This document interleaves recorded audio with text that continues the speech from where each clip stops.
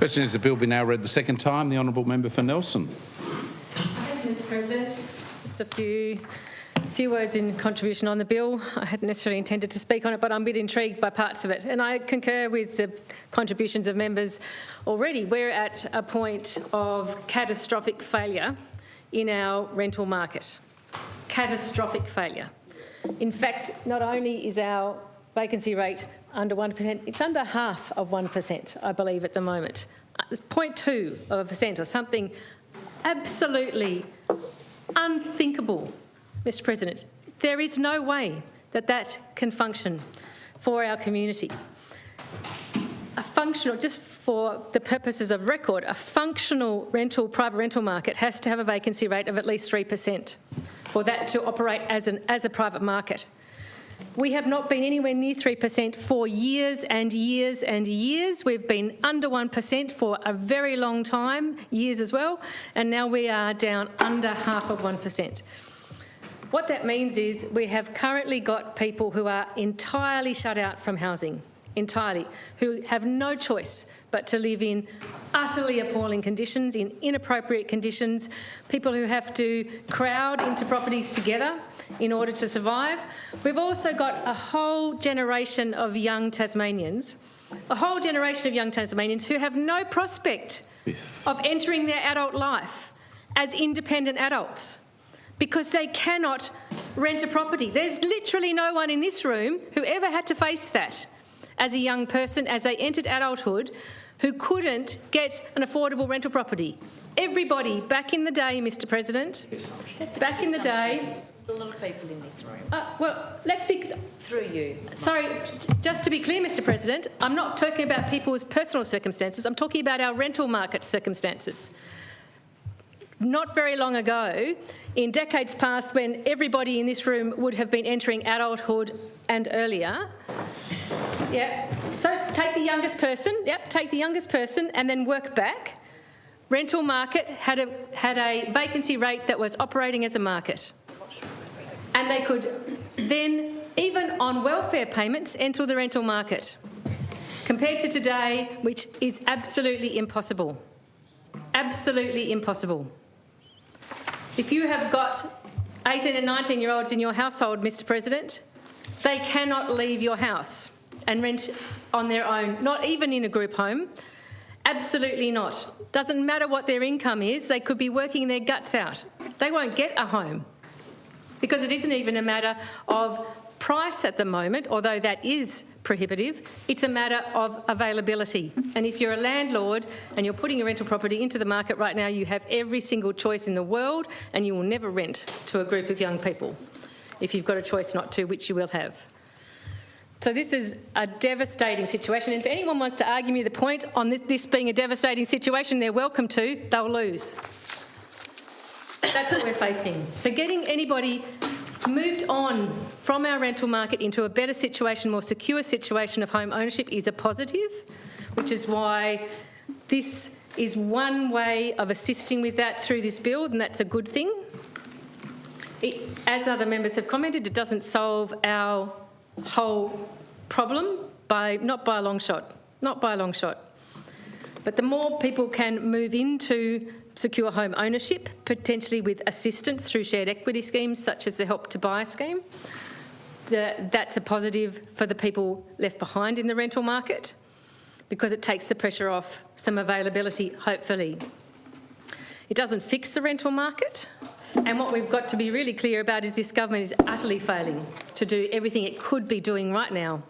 It's sitting on its hands and letting our rental market be a catastrophic failure. And they might be able to point to we're doing this or that, but they're not doing everything that they could, and that means they're not trying hard enough for the Tasmanians who are at risk and facing and experiencing homelessness, and for the young people, the entire generation, unable to live independently because there's no entry point into our rental market. And as the member for Hobart said, there's a whole range of things that they could and should be doing around rental control. Absolutely, we should be ensuring our rents aren't just going up and up and up. It's a race to the top when it comes to rent here. That's what our laws allow for. It allows for there to be an argument that you can go to the top of whatever the market could take. That's shocking. It also doesn't constrain at all short stay, which has been demonstrably damaging to our rental markets and also our communities in many ways. And responsibility for deciding how best short stay fits within a community should sit at the local government level.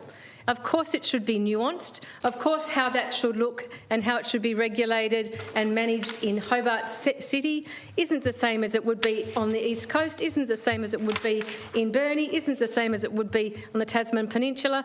Of course local government should be empowered fully to be able to better consult with their communities and then manage the presence of short stay in their areas to best meet the full range of needs in their areas, not just the housing needs, the employment needs, all sorts of things come into this, because when you kick the guts out of the rental market somewhere, it has flow-on effects. It has flow-on effects for families, for employment, for local businesses, everything. So, of course, I'm going to take this opportunity, Mr President, to say to the government again, as many of us have said over and over, you are not doing everything you can to fix this rental market situation, this catastrophic failure. You are deciding to not do everything you could, and that is unacceptable. Now, on this bill, Mr President, the parts of it that I think is interesting, because as I said, I broadly support it, shared equity schemes are one thing that can be done, if done well, to help assist people into more secure situations. We, of course, have a shared equity scheme managed by the Tasmanian Government here, the My Home scheme. I've always had questions about that scheme, and I understand that we've had lots of people, as the Minister, I think, said, we've had 1,000 people utilise that scheme to get into homes. And, of course, on the face of it, that's positive. So I'm not disputing that there's positive outcomes. I don't think, though, we've given them the best deal they should have got, and I don't think our scheme operates as well as it should. I've already raised questions about this in various ways in estimates processes and other sorts of questioning.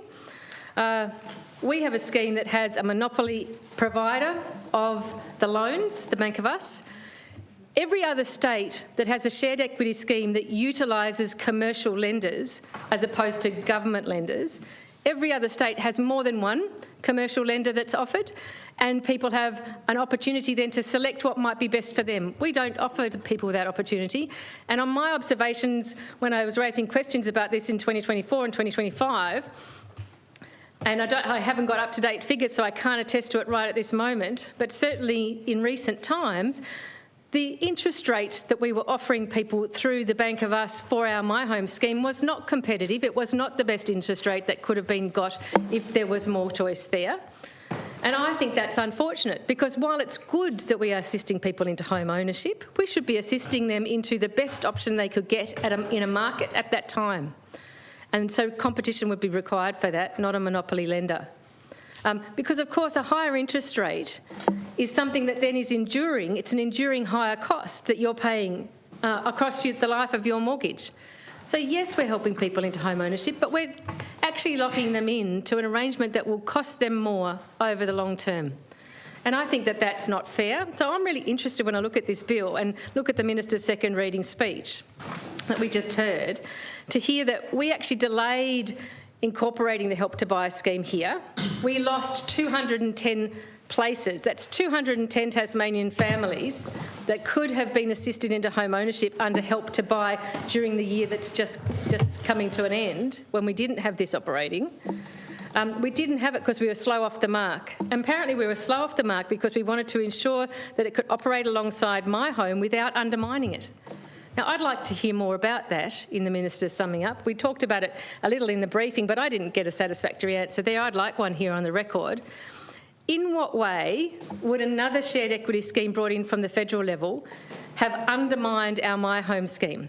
Surely what we would have had is two schemes available for Tasmanians, and they could, across the suite of those two schemes, found opportunities that suited them. If there are enough Tasmanians that wanted to access both schemes, that would have been wonderful.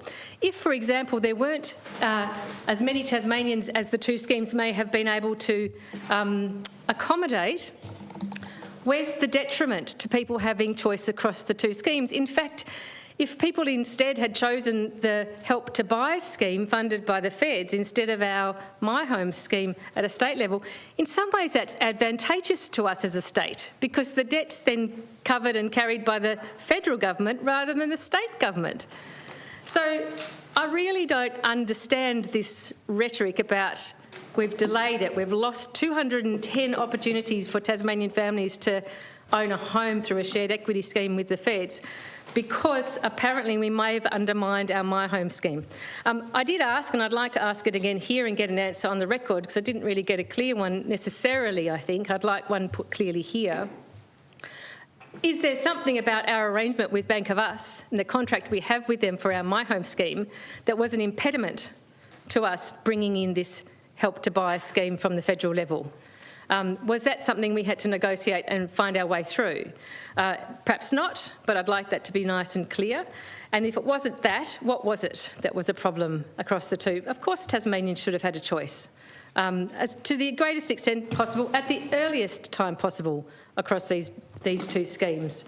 I think that's a questionable rationale for 210 Tasmanian families missing out on the opportunity to have a shared equity assistance into a home ownership situation. So, Mr. President, there'll be a cap through the Help to Buy scheme, so there will always be limited numbers on how many people are going to be helped by that. We don't put a cap on our Tassie scheme, I believe, and it's available there for Tasmanians and has helped 1,000 Tasmanians in. If some Tasmanians instead choose to go to the Help to Buy scheme, I presume that's a good news story for us. I presume it's a good news story to have both. I'd like it definitely explained why it might not be a good news story and why we had to miss out. With that, Mr. President, I do think at least we're doing it now. At least from here on in, we can access hopefully as many opportunities as possible through this scheme. It'll be interesting too to see whether it's an easier scheme to interact with and navigate through than the state scheme, because again, that was a whole range of issues that have been raised in my office over recent years of people trying to use My Homes who've hit lots of administrative hurdles and time frame hurdles. Those are things I've raised in other scrutiny processes as well. So maybe it was also we were scared of being shown up, actually, if the federal scheme is actually an easier one to navigate your way through. I'm not sure. Remains to be seen. But I certainly support the bill and will look forward to more Tasmanians hopefully being in a home ownership situation as a result of it.